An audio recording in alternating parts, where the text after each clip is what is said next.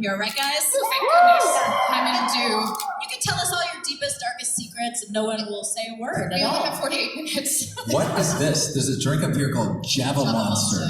You know what? Coffee plus energy. Consume at your own risk. That's all I have to say. I'm going to drink it over the course of the panel, and then I'm going to go out to the end of the stage at the end and do 90 consecutive push-ups. I'm not.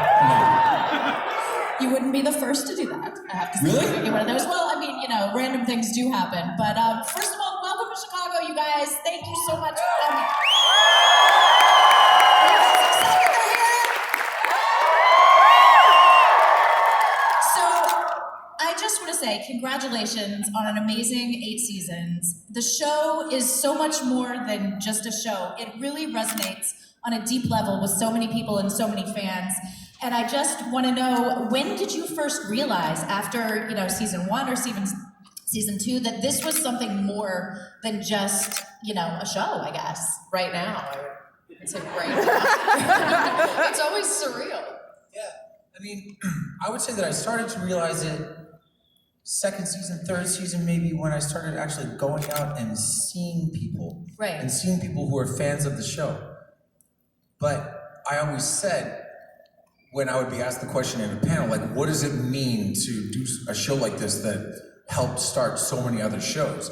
And I would say, well, it's really difficult to say because I'm in the weeds right now. We're making it. Right. I'll probably have a little bit more perspective once we're done. And that is starting to happen because for the first time ever, people are coming up and going, thank you so much, and they're talking about the show in the past tense. Which must be absolutely crazy to hear. I mean, you Or were sad. so difficult. It's so difficult to film, you know, and to be number 1 on the call sheet and to just put in those hours for all those seasons and years. What are you doing with your free time?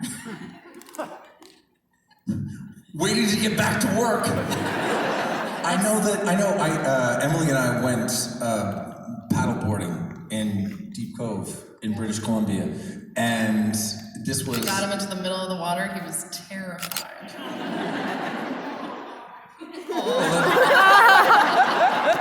Well, I was. Like, this is nice. This is good. This is good. We gonna fall in? But I was looking at Emily having wrapped up on Arrow after season 7 back in like April, and this was like August maybe, and she was totally chill. Not me. I have felt a little bit like I've been a creature of habit for the better part of 8 years, and I feel like a little bit like a man without a country right now, quite frankly. I'm excited to get back to work. But this is your country now. It is. So Thank you. Yeah. So you guys are the first couple of the Arrowverse, and let's just talk about a little bit the relationship between Felicity and Oliver. Do you want to tell me how you sort of developed it? How did you create that bond that's so believable? Well, you know, we were just saying this in photo ops. I looked at her and been like, this would have been pure hell if I hated you for 8 years. No, we were doing photo ops, and Emily turned to me and she goes, "Oh my God, can you imagine if like we hated each other?" That's Before it. you guys are getting in there, we're just dancing around and all this. We're just doing, I don't know what we're doing, to be honest. I mean, the only difference between like we have a good relationship because we get along with one another, because Emily is a wonderful actor, and because we. That is why. That's the only. Thanks for finally owning it. I really appreciate it. But other than the occasional smooch or starting a scene where we're getting out of bed, same relationship with Diggle. I can see that, yeah. But that comes back to. All of those getting out of bed scenes and smooches with Diggle are just in the bloopers. Lila, what are you doing here? That's not it. No, it comes down to shooting a television show. You work so much, and it's long hours, and it's arduous. It's not actual work; it's acting. And but you spend a lot of time with these people, and getting along with them, and cultivating a relationship like that, I think, shows up on screen. Oh, absolutely. Well, season 8, you did revisit a lot of the guest stars and the recurring characters, but obviously Felicity, except for the finale, was gone. How did you feel not having her around after 7 It seasons? sucked. Yeah. She was my best friend on the set, and it was weird being there. Word was. Anybody heard the was? Here. Well, you weren't there anymore. You were my best friend when we were paddleboarding. It was really difficult, actually. I understand and support what Embed did, but that doesn't mean that going to set and not having her there wasn't. I also have much fewer opportunities now to take photos and videos of Steven when he is not aware. And I'm going and getting very creative with it, considering we now live in different countries. So there's just like less videos of you in my phone, which is very sad. Yeah, every once in a while, like for Christmas, Emily will give me like a Polaroid of like a candid photo of me. And I go, I don't know when that was and who took that. You took it, didn't you? I've asked you to stop doing that.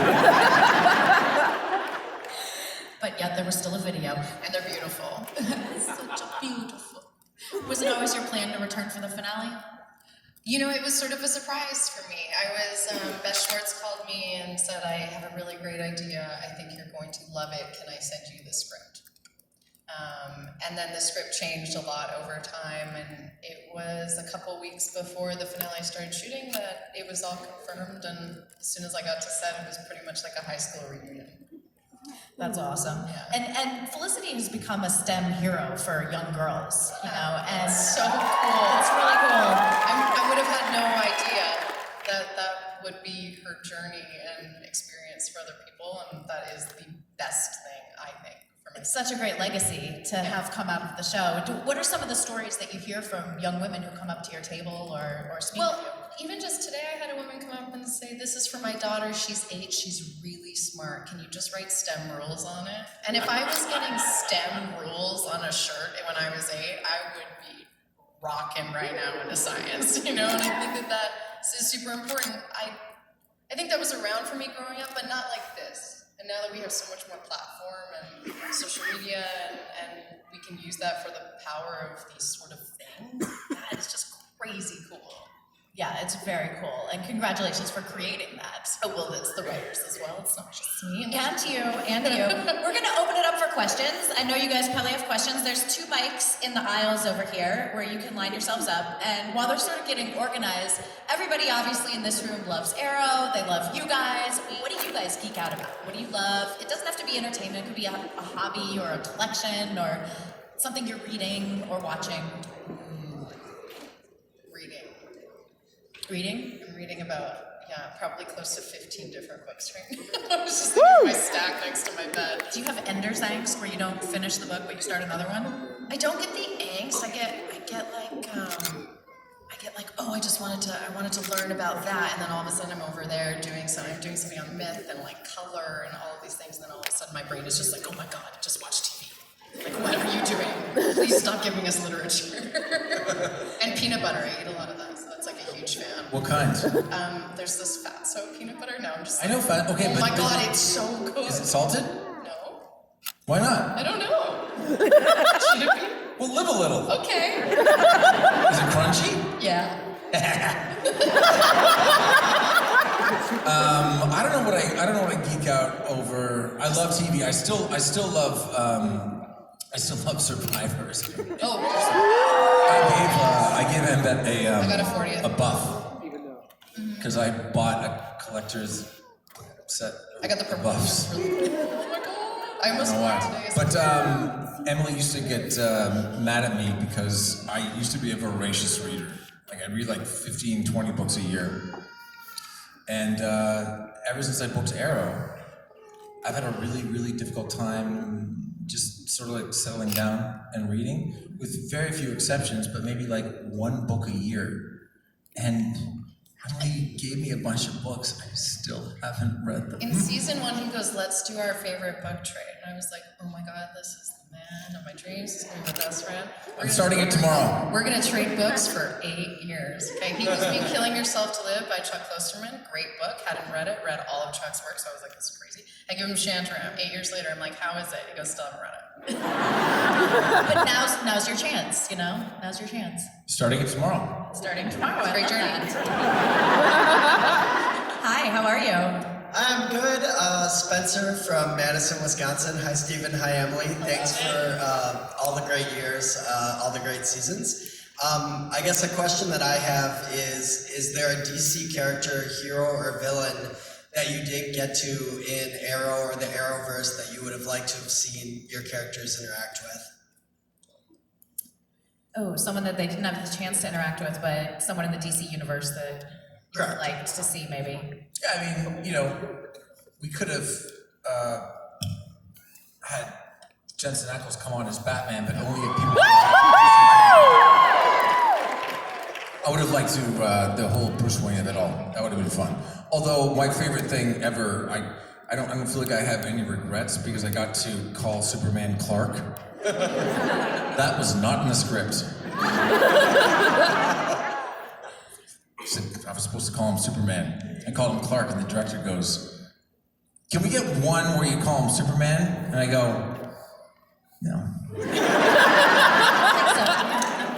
Emily, anyone come to mind, or? I was thinking Batman too, and I was just like, Yeah. here it comes, here it comes. That's perfect. See, the symmetry is still going on between you two. Thank you so much. Thanks. Thank you.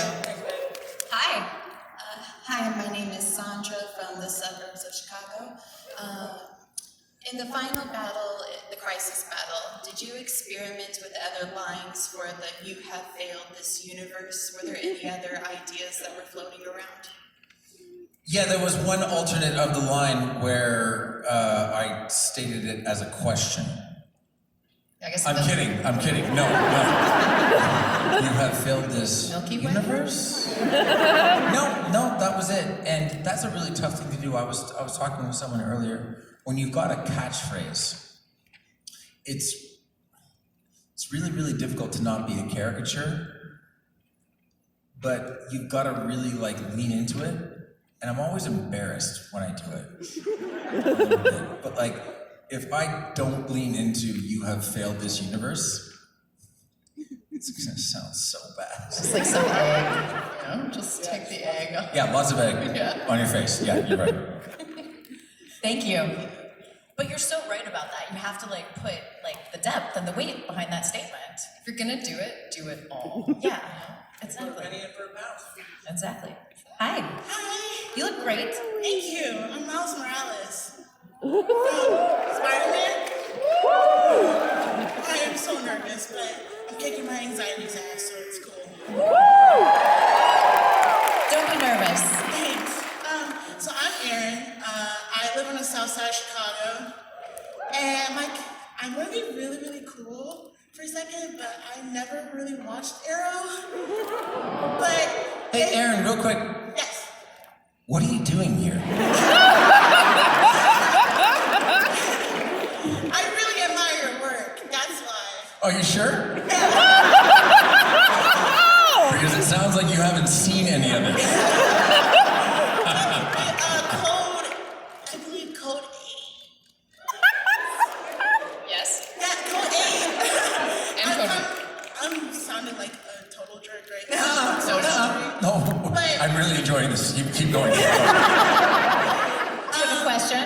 Yeah, I'm sorry. No. But basically, what advice would you give me and to anyone else that will start the Arrow universe? So a fresh watcher who's never watched. get some popcorn and your family and sit down, because you got 7 seasons times 23 episodes and 1 plus 10. And then all the crossovers. 170 episodes. I'm no mathematician. Do you, Aaron, hey, do you have a television? Yes. You're winning. Do you have an internet connection? Yes. Oh my god. Brand new. You Netflix? Before I'm in college. watch. Okay. Pirate Bay?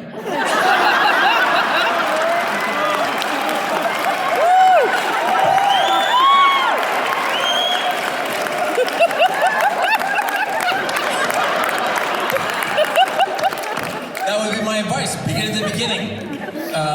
Block your VPN and. Pirate Bay, so we're going, yeah. Is this being recorded?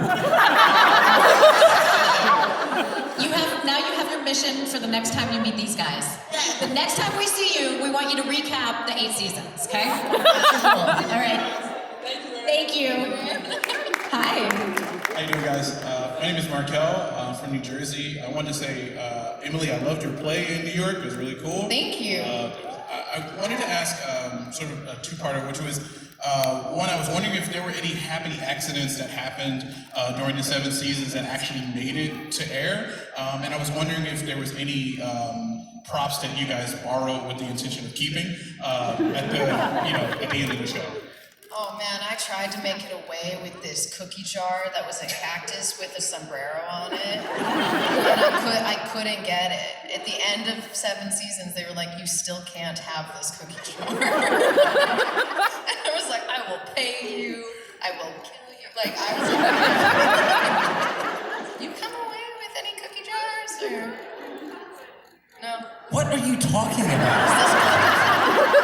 Where was it? It was in one of the crossovers. We're in the cabin. There was the taxidermy bullhead on the wall. Like, there was a lot of stuff going on. And I was like, that margarita cookie jar is coming home with me. And then Jen was also fighting me for it. Jen, who's in our electrics department, she's amazing. We were fighting for it. Neither of us got it. They wouldn't budge. Now it's probably sitting somewhere at the CW. Oh, it's probably nowhere. It's probably shattered on the floor, wanting an owner. Like, I was gonna give it a good home.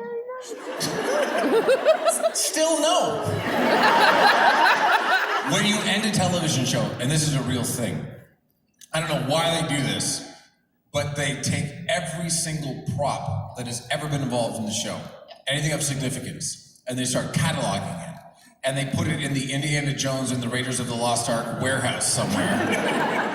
and that's it. Like, the only time that I was able to take anything other than stealing the bow from the pilot, which I have. A lot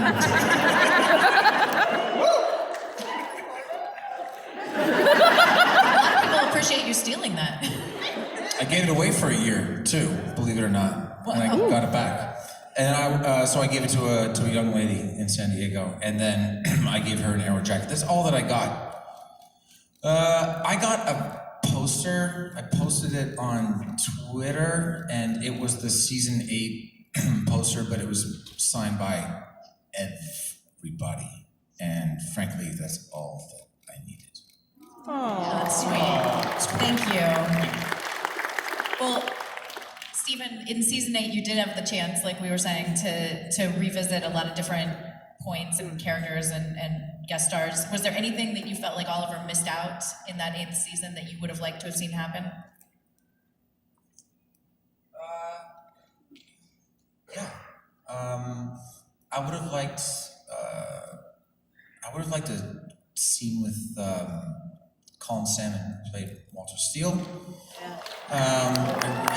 I would have liked to had a moment with Katrina, who played Nissa. How long do we have? We got 30 minutes and 7 seconds. I was very, very happy with the people that Oliver got to see. There wasn't anyone on the list, so to speak, no pun intended, that we didn't get to. That I was like, well, okay, that feels like a miss. Yeah. There were a couple of ones that we tried for that we couldn't make happen. That's okay. Yeah. Hi. Hi, I'm gonna try and get through this without stuttering, so my friends don't beat my butt. But my name is David. I'm from Lincoln, Nebraska. First of all, I just want to say thank you, Stephen, for everything you've dedicated and sacrificed over the years doing this show and just being. I mean, such an inspiration. they did pay me. That helps. But no, Lowercase s sacrifice. But no, thank you for being such an inspiration and a role model to me and people. But my question was, for both of you, was there a certain dialogue or a scene that was your favorite as an actor to deliver or perform, or that really challenged you? Favorite scene throughout the seasons, or it could have been a stunt, or you know, Yeah, anything. dialogue. Any memorable standout scene.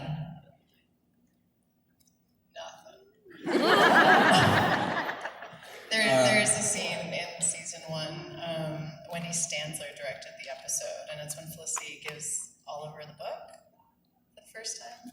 Remember that? Oh my God, we shot that scene at 4 o'clock in the morning See, I on don't- Saturday morning. I don't remember that. I do. I was exhausted. But I was happy, and it was beautiful and sunny out, and I felt like I always remember that day. I remember being like, oh, I live here now.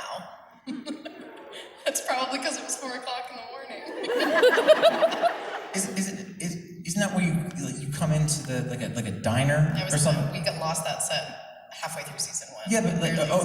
there was Big Belly Burger. You came to Big Belly Burger, and you were like, "What's going on? Like, why do you look that way?" And I'm like, "Well, I'm agreeable." And Yeah. then you got serious, and that was sort of the first time that we had because that was before you knew. I'm conflating. No, that was. No, it was before. It was before. Right. It was for. Okay, you showed me the book. Right. Yeah. Got it. I always remember that. Like I a like fun line. we had an awesome scene at a little bit of the way through episode 309 where I get stabbed in the chest and kicked off a cliff, where I tell her that I love her, and also we had our last scene together before our last scene together. I think the cool thing about that was, and this never happens, this is the only time that this ever happened, other than if you've designed a scene where it's just one shot, but even then you do a bunch of takes. The scene where we say goodbye to each other in the cabin, our director shot a master of the two of us, shot one take on Emily, one take on me, and then wrapped us. What you see is what you. And the script supervisor was going, Are you sure? "Are you sure? Are you sure? Are you sure?" Because Steven's crying. And I couldn't totally understand what he said. Yep, we're wrapped. Wow, that is really unique. Yeah. Yeah, it's Yeah. Thank you so much. Question. Yeah, thank you. Hi. Hi, I'm Varsha. I'm from Elgin, Illinois. I just have to say, I love you guys, like, with all of my heart. I've been with this show, been watching the show ever since it started, so you guys... For 8 years. Yeah, you sort of feel like family to me. And before I cry, I just want to...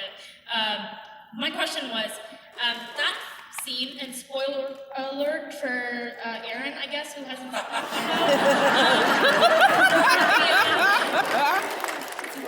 The funeral scene that you guys shot, I was bawling.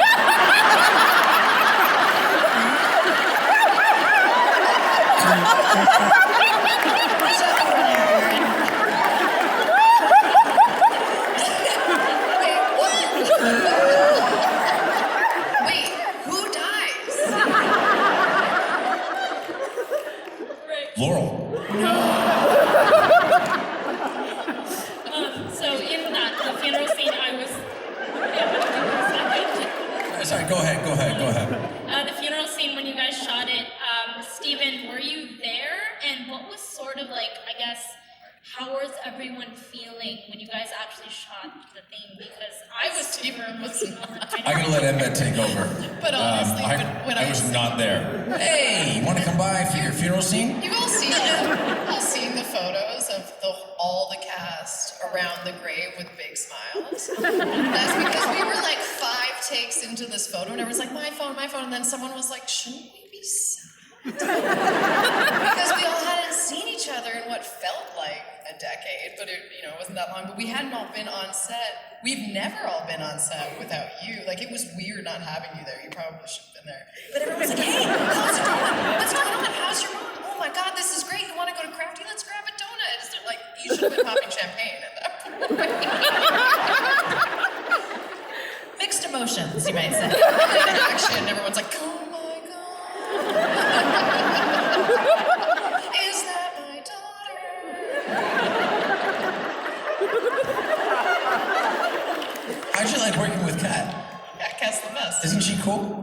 I like Cat a Oh lot. my god.